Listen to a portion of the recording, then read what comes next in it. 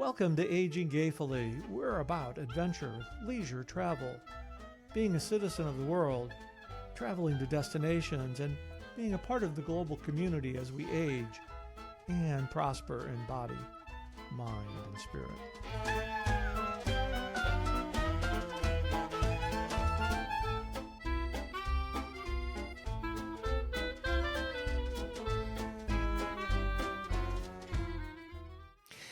Welcome to Aging Gayfully. I'm Josh. And I am Chris. Hi, Chris. How are you doing? It's been a couple of weeks since we talked. Josh, yeah, you've been busy. Well, yes. Very, very busy. But aren't we all busy? Are you still Too busy? Are you still acting? You know, I've had some voiceover gigs the last couple of weeks. Haven't had any additional roles here recently, but you know, it was funny you mentioned that because I've been on my gig accounts here today, just kind of updating with the latest voiceovers and commercials, home commercials I've done. So nice. But I'm for hire. Well, for some things, but yeah, it's fun.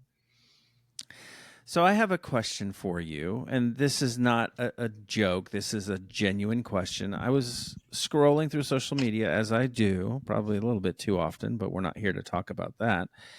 And I saw a couple of gentlemen in a podcast, kind of like this setup, you know, talking to each other, and they were genuinely trying to figure out what the most common name for gay men is.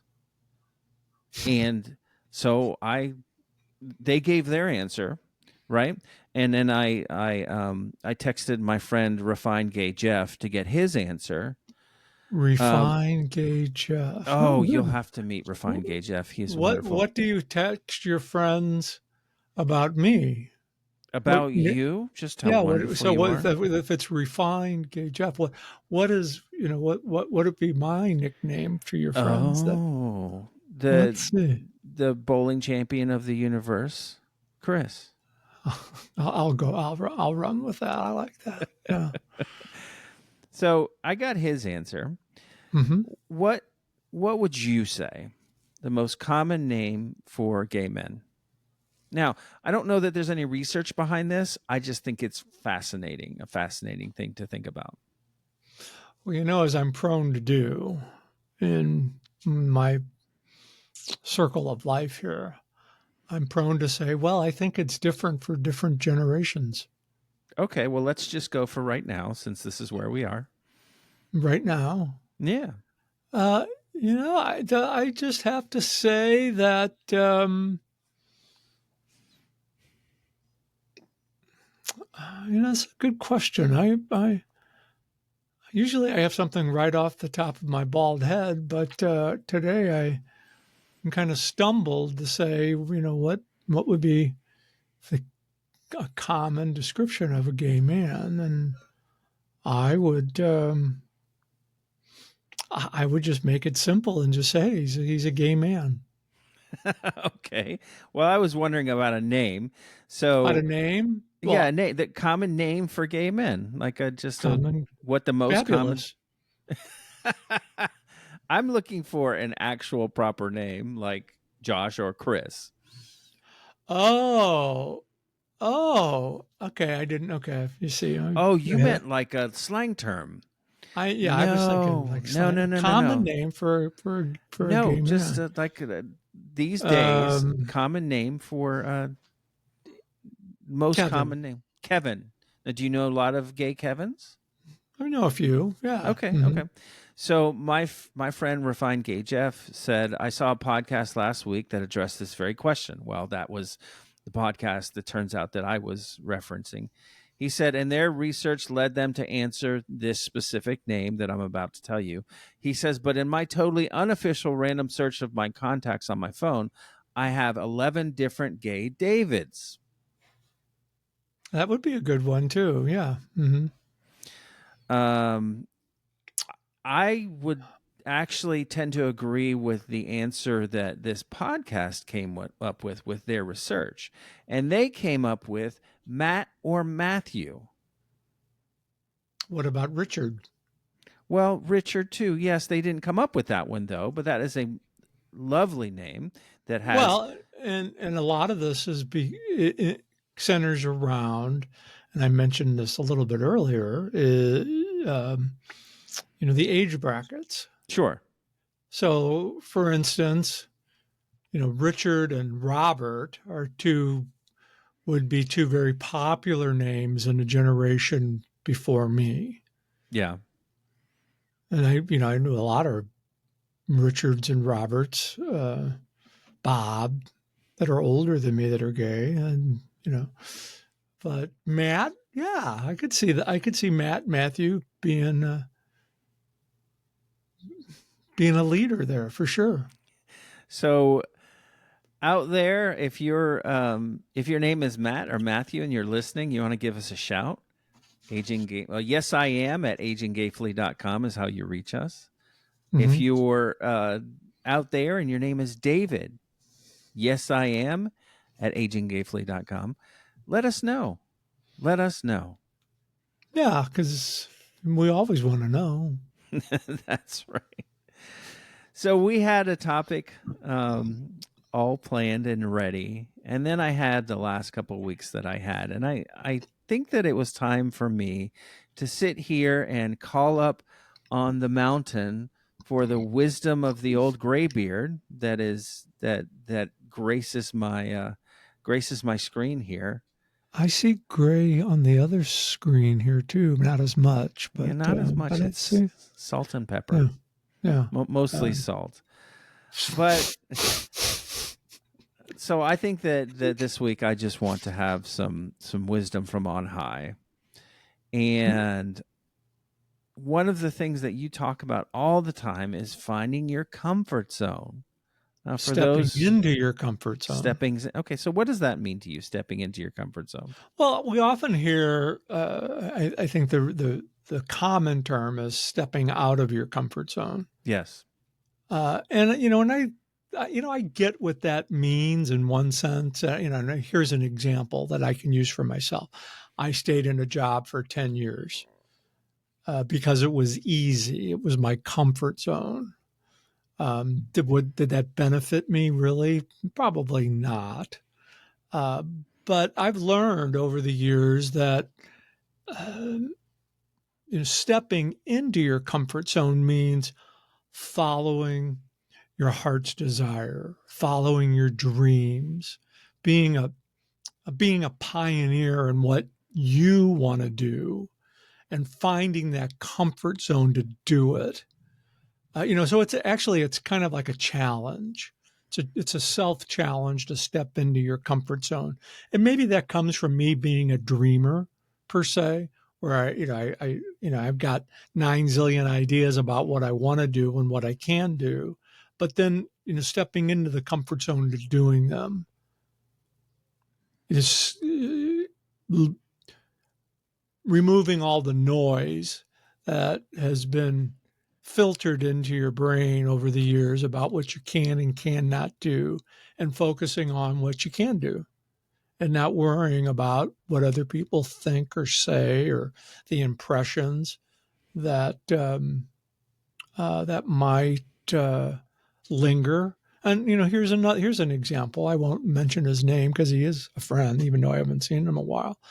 When I first started podcasting way back in, I don't know, 2013, I think, was the first time I did a podcast on my own.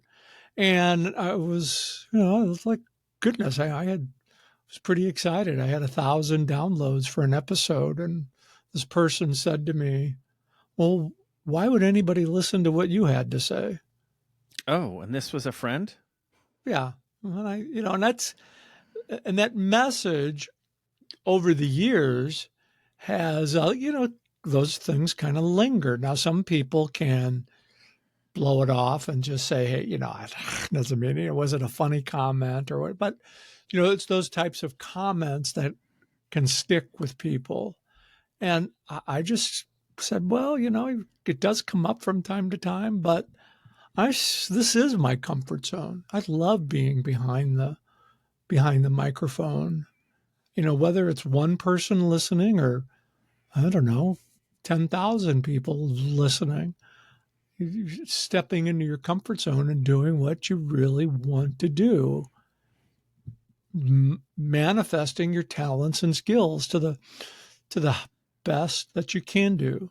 And here's another thing that you mentioned earlier, about bowling. Mm-hmm. That was one of my dreams. I did Yeah. it. Was I a star bowler on the Pro Bowlers Tour? No, but I did it. I mean, I know where my talents and skills were. I stepped into my comfort zone, and that experience has always benefited me because one of the things I learned early on, and you can apply these to your life skill. Every time I stepped on the approach, grabbed the ball, and got set, I knew I was going to strike. That's the mindset you had to have. If you got up there and you were having a bad game or whatever, you had the defeatist attitude. Well, what's going to happen when you have that defeatist attitude? It's probably going to come to fruition.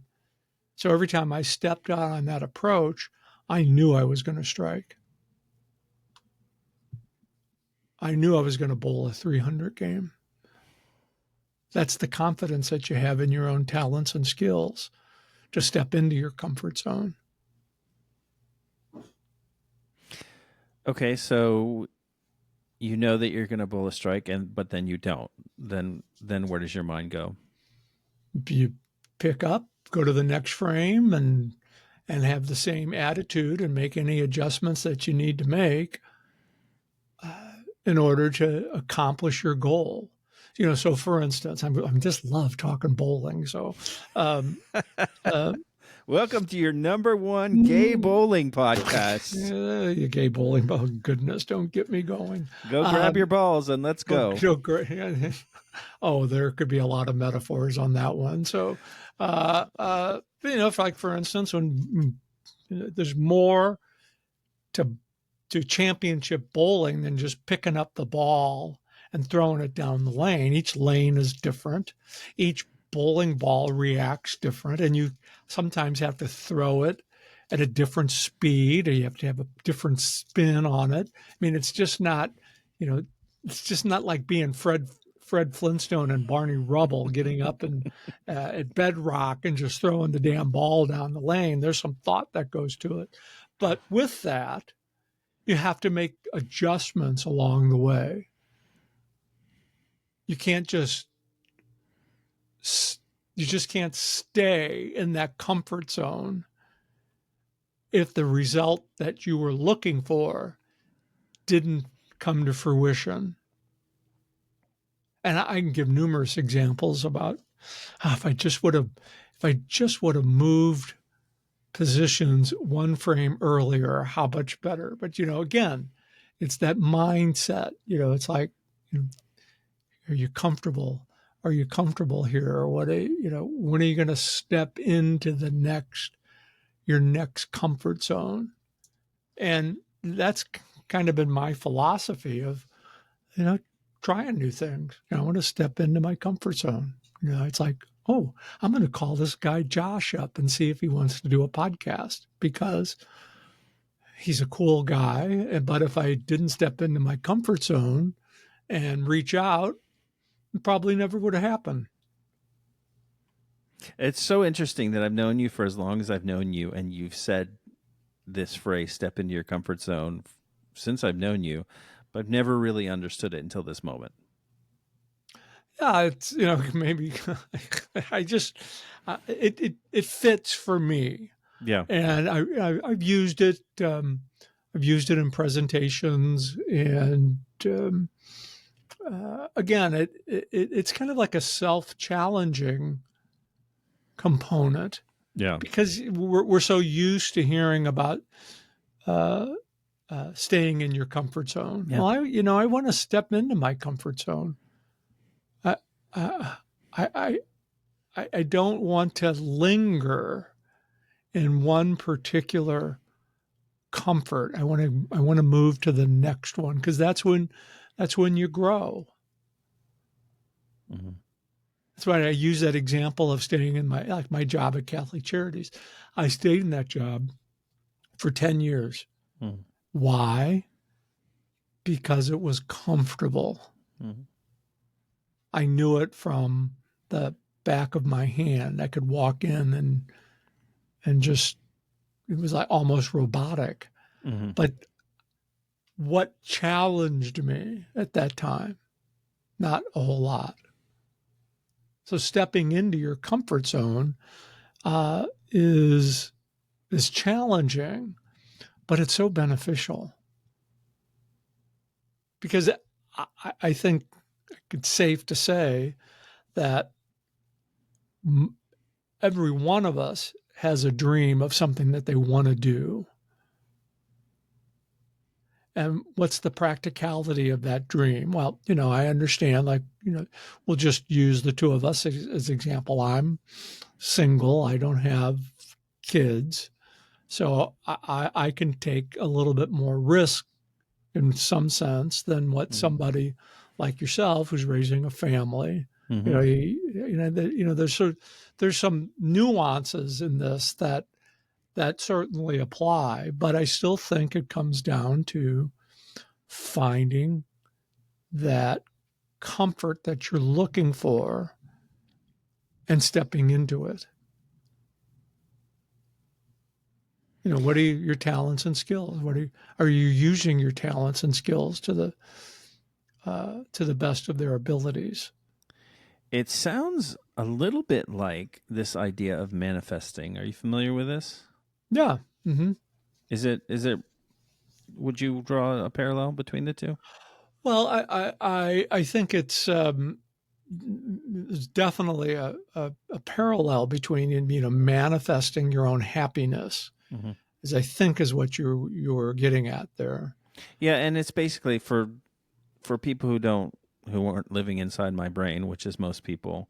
When I say that, it's this idea that I've seen all over recently of basically thinking good things into the universe and the universe will make it so. Now I'm oversimplifying it there. I Right. really am. But that's basically the idea. And then the opposite is that when you are thinking negatively and negative thoughts and you will receive from the universe negative outcome. Well, I um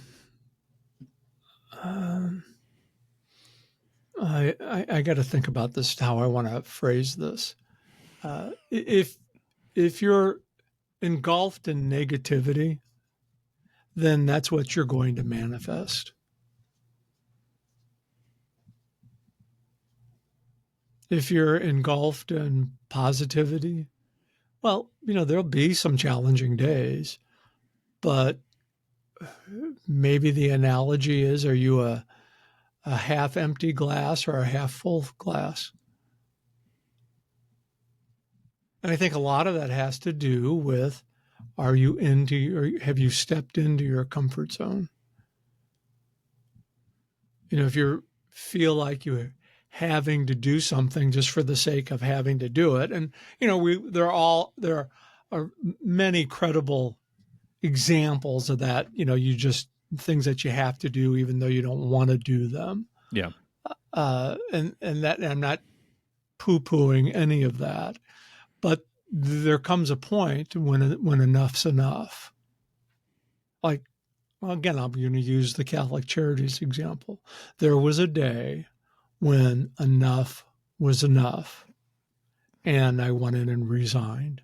Didn't have anything to go to, but I knew that I had enough was enough.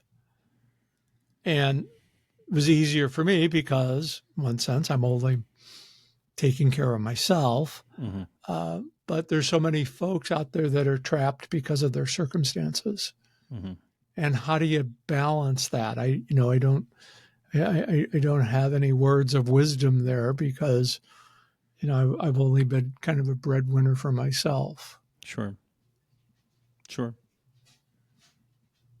But I mean, it also sounds like it's tied into this idea of, if you're looking for the positive, then you'll see the positive. If you're looking for the negative, then you'll see the negative.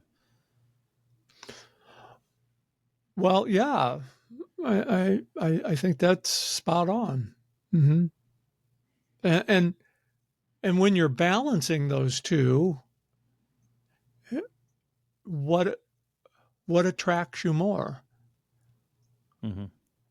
If you find yourself that you're attracted more to the negative side of it, things or opportunities or the what ifs, uh, then you're probably not willing to step into your comfort zone and pursue what you really want to pursue. And I'm not saying I'm 100% adhering to this. I have numerous doubts, especially with all the different projects Mm-hmm. that I've got my hands in. But one thing is that, and if I'm just talking about myself, I've really have never given up. I've pursued the film project. I've pursued the network. I've pursued, the aging gayfully. Well, I did quit bowling, but that's that has more to do with age than than desire, because the competitive side of me is still there. I mean, I watch some of the bowling reels now. I said, I could dust off the shoes and the ball, but then my body would probably fall apart as I threw the ball down the lane. But um, that it's that desire. Where is your desire? Is that desire in the happy zone?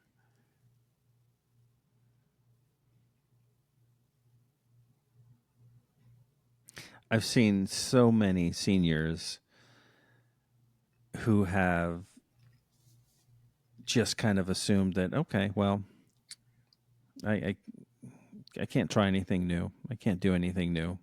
It's too late.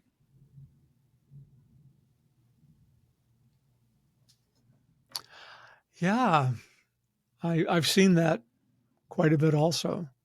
But I've also seen the other side of it, where they just continue to do what they can do and accept whatever limitations age brings to them, yet live life to the fullest up until the last day. And I think a lot of that, a lot of it has to do with certainly attitude and capabilities, but we've both seen in our careers, um, the body is willing, but the mind is not, Mm-hmm. Or the opposite. or the opposite. And I can't. Um, I don't know what.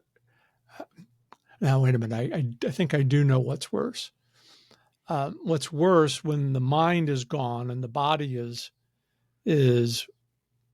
in shape. What's worse there is for the people who are attached to the person who's Sure. lost. Then on the other side is when the body is given out, but the mind is active. That's really more personal to the person because they recognize that they're diminished, their capabilities are diminished. Was one worse than the other? I think they're both equally as bad. They just impact people differently. Yeah. Yeah. That's very true. That's very true. So getting back to this idea of stepping into your comfort zone, if someone is listening out there and they say, okay, Chris, well, this is the first I've heard of it put that way. And I really, really dig what you're slinging, Daddy-O. Like, what I like that, steps? Daddy-O. I Well, like yeah, that. yeah, you like that? Yeah, it's pretty cool. That's Daddy-O. that's modern as of 50 years ago. Um, what's Well, what first steps does one take into stepping into their comfort zone? uh, I think it's can be as simplistic as I don't know if you can see the sign behind me today because I'm having trouble with my camera, but if you can dream it, you can do it.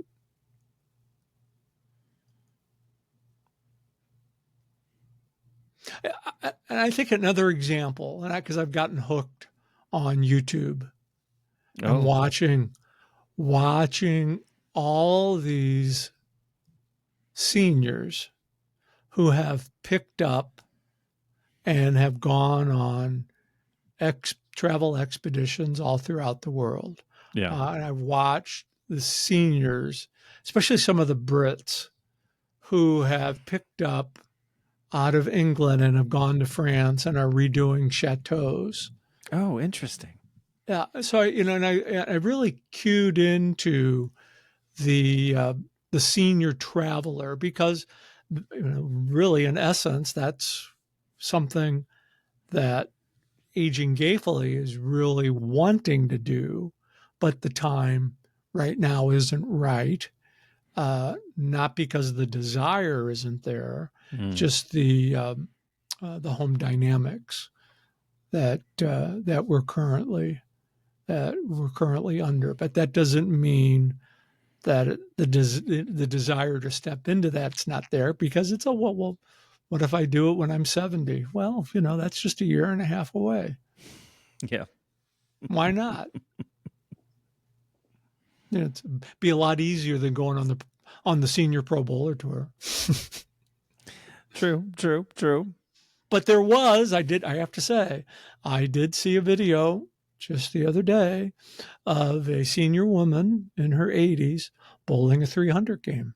Oh, I've never done that throughout any part of my life. So, Well, you just got to get with the right crowd here. And I think you're getting there. You're getting there. no, this is not one of the things I want to settle into my comfort zone with.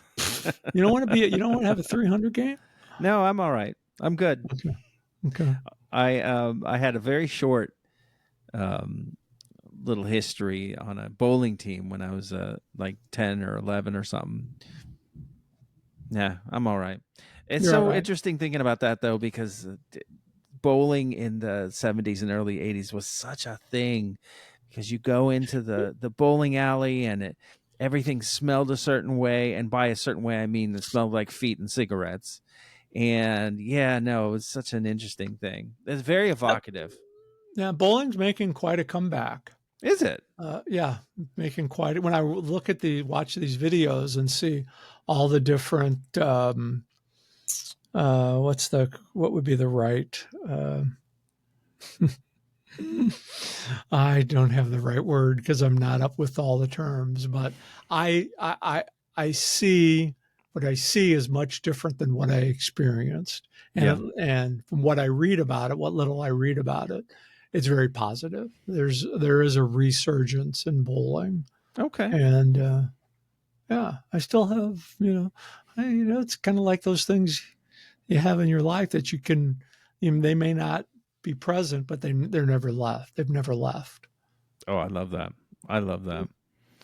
I'd love to hear what y'all have to say out there about this idea of Yeah, stepping stepping into into your your comfort. So comfort zone. Yeah. what perpetrated this conversation? I'm going to Oh, turn good the heavens! It's just been a long couple of weeks. It's been a long couple of weeks, and part of it really has to do with me gaining perspective. There's plenty that I do during my day that's wonderful, where I get to interface with wonderful people. And I think that I just need to have a bit of a perspective change. That's why I love talking to you, because it's definitely a perspective change for me. I well. appreciate Are you that. still doing your poetry? Because that was awesome. The poetry that you were writing.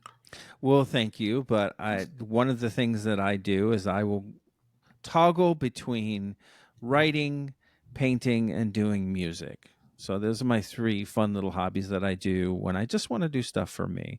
And so I had a long stretch of poetry and writing, and now I'm back in my music phase. So I'll do that for another few months, and then I have an exhibition scheduled for January, so probably around November I'll go into my painting phase and do that. So, no.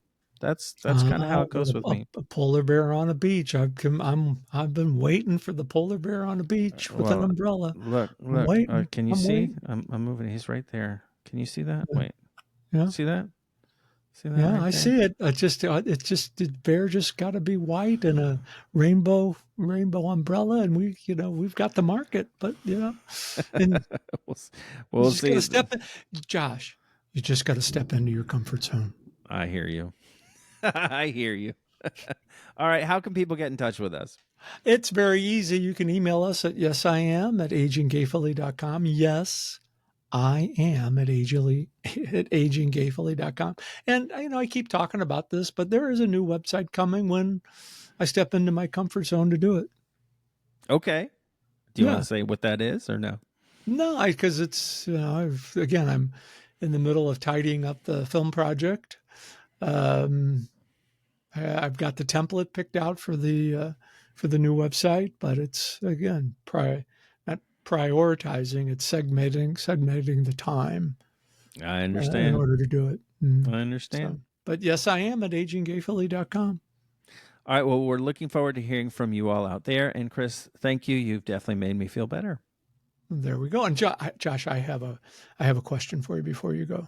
Go Maybe we ahead. can follow up on this. Because we had this discussion at home here because we needed to get the hair dryer out to fix something on one of the tables.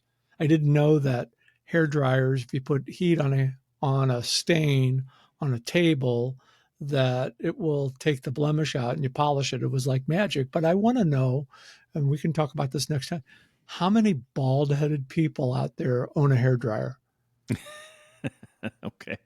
Okay. Yes, I am at aginggayfully.com. Write in if you're bald and you own a hair dryer.